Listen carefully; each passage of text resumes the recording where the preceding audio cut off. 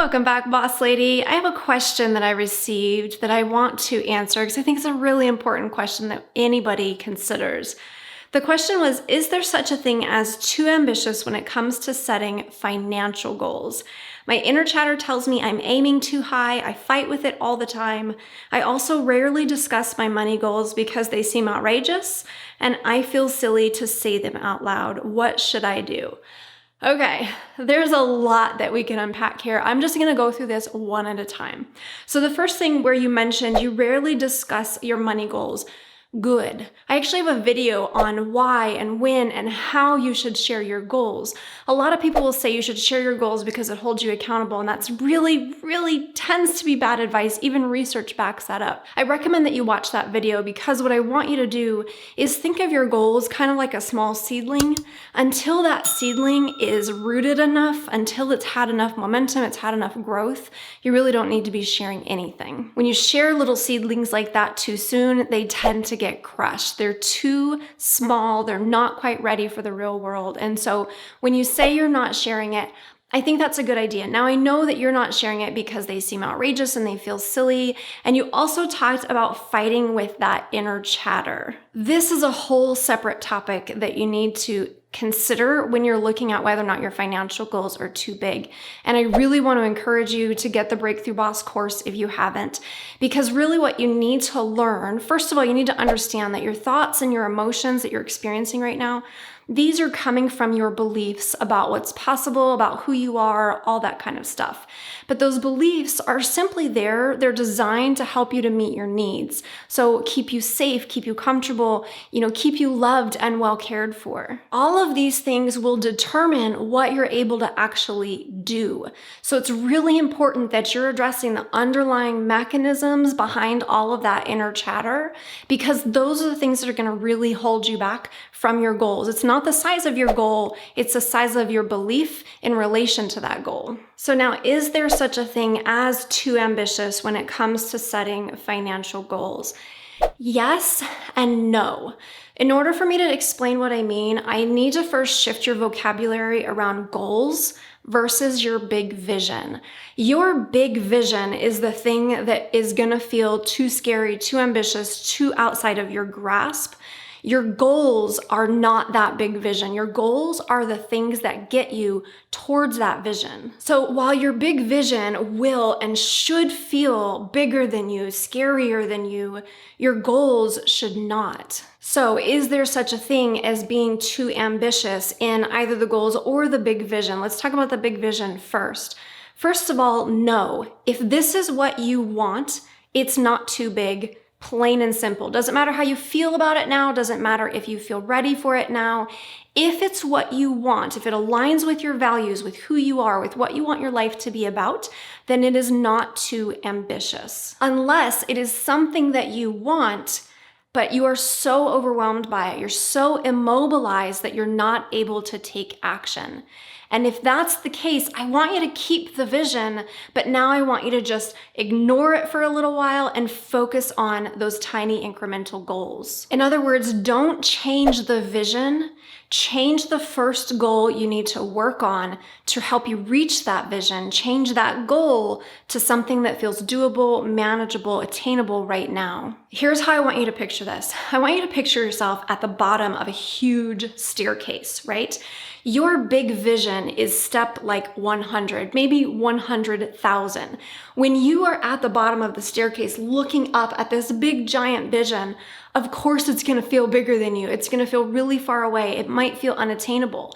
And if you were to sit at the bottom of the staircase and feel like you had to stretch your way up to that top step, of course you're not gonna feel like you can do it. It's gonna feel too ambitious. You're going to stop yourself. You're probably gonna hurt yourself if you try, right? But this is the vision. The goal is the steps. Now, I just want you to picture yourself just looking at your next couple of steps, or maybe even just your next step, or maybe even breaking down one of your goals into smaller steps. When you're sitting at step 0, step 1's not that hard. It's just that one little tiny step. Step 2 from there, not that big of a deal. You can do that one too. Step 3, step 4, step 5 are all suddenly a little bit closer. And by the time you start climbing that staircase, by the time you get to the top, guess what? That big vision, not so far away anymore, not so unattainable, because now you've actually gotten there. Step 100 isn't that big of a deal when you're on step 99. It's only one more small step. So not only does each step bring you closer to that goal, making it easier and easier as you go, but as you go, you're also building muscle climbing this staircase, right? You're building your self-discipline, you're building your resiliency, you're building your mindset, you're building your skills so that each step becomes a little easier and a little easier. Now, yes, you may stop at like step 50. You need to take a break. Maybe you look around, you like take in the view, and then when you're ready, you continue to keep going. This is the same as it is with your financial goals. Let's say right now you're making $1,000 a month and you really want to be making $100,000 a month. If you try to go from 1,000 to 100,000, you're probably going to hurt yourself. It's going to be too much, too scary, too overwhelming, too frustrating, too whatever. Because that's just human nature, and our stuff likes to come up and show us all these steps and make us think that things are further away than they actually are. But if you were to just focus on, you know what? This is my big vision. This is the way I'm going. This is where I'm heading. But right now, I'm just going to focus on getting to $2,000 a month. And when I get to $2,000 a month, guess what? $3,000 is not going to seem that far off, and then neither will 5. And then from $5,000, I can probably jump to 8 pretty easily. And from 8, you know what? I might even be able to jump to 15. Right? As you are slowly making your way up this path, pretty soon you're at 20, 30, 50, 80, and 100 is a cinch. Now, I realize some of you would love to just be making a consistent $1,000 a month. 100,000 may seem completely outlandish. That's okay. Whatever you're at right now and wherever you want to get to, I want you to remember the vision can be big and scary, but the steps to get to that vision need to be small, attainable, and within reach to you right now. If your next goal says, I need to make $100,000, and that feels crazy, overwhelming, silly, ludicrous, outrageous, then scale it back to a number that feels comfortable, knowing that when you hit that number, you're not going to stay there. You're going to continue to be able to grow. So now if you're up for it, I have a little bit of homework for you, hopefully to allow you to take this message with you and remind yourself on a regular basis to focus on the steps and not the entire staircase. What I want you to do is write one sentence, something that will remind you of those steps to help you to focus on those steps, not that staircase.